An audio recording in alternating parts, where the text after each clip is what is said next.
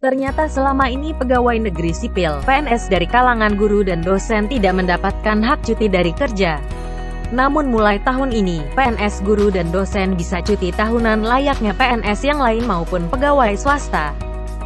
Hak cuti bagi guru dan dosen PNS ini tertuang dalam Peraturan Pemerintah Nomor 17 Tahun 2020 tentang perubahan atas PP Nomor 11 Tahun 2017 tentang manajemen PNS.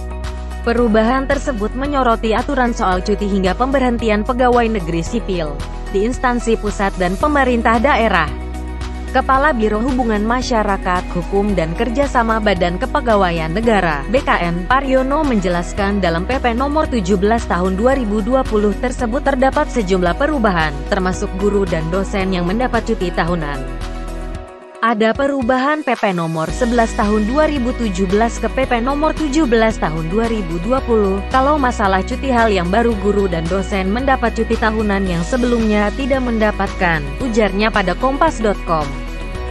Hal tersebut diatur dalam Pasal 315 yakni bagi PNS yang menduduki jabatan guru dan dosen berhak mendapat cuti tahunan. Dia menjelaskan, cuti tahunan yang didapatkan adalah 12 hari. Cara mendapatkannya dengan mengajukan ke pejabat pembina kepegawaian di instansinya, atau bisa juga ke pejabat yang mendapat delegasi wewenang untuk memberikan cuti tahunan, katanya lagi.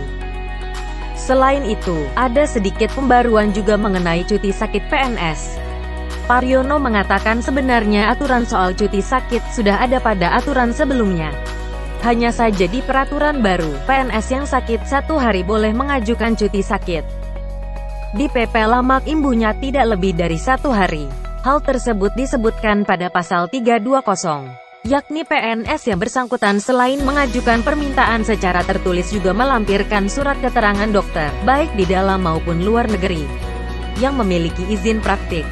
Dalam surat keterangan dokter tersebut harus memuat pernyataan tentang perlunya diberikan cuti, lamanya cuti, dan keterangan lain yang diperlukan.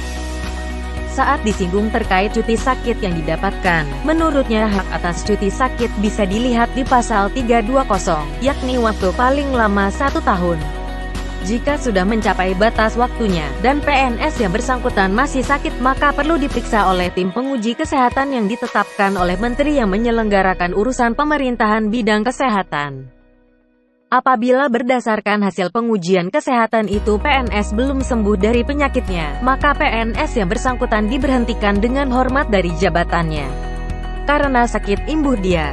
Kendati demikian, PNS yang bersangkutan juga mendapat uang tunggu sesuai ketentuan perundang-undangan. Sementara itu mengenai pemberhentian PNS di PP Nomor 17 Tahun 2020, ada 3 hal pokok, yakni: menurut Pasal 250, PNS diberhentikan tidak hormat apabila melakukan penyelewengan terhadap Pancasila dan Undang-Undang Dasar Negara Republik Indonesia tahun 1945.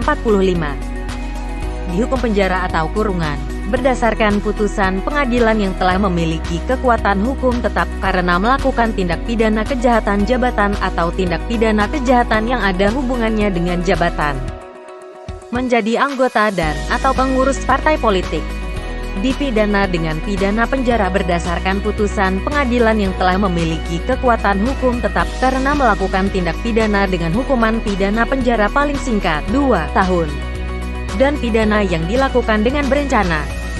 Sementara itu menurut Pasal 254, PNS wajib mengundurkan diri saat ditetapkan sebagai calon presiden, wakil presiden, ketua, wakil ketua, atau anggota Dewan Perwakilan Rakyat DPR, ketua, wakil ketua, atau anggota Dewan Perwakilan Daerah DPD, gubernur, wakil gubernur, bupati, wali kota, wakil bupati, wakil wali kota.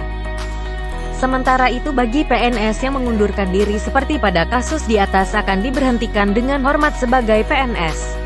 Akan tetapi bagi PNS yang melanggar kewajiban di atas akan diberhentikan secara tidak hormat.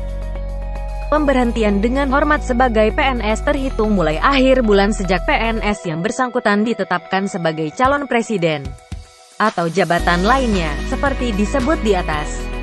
Terakhir, terkait PNS yang menjadi tersangka, dalam Pasal 280, PNS diberhentikan sementara sejak PNS ditahan. Pemberhentian itu bukan pada akhir bulan sejak ditahan, tapi sejak yang bersangkutan ditahan, langsung dihentikan sementara.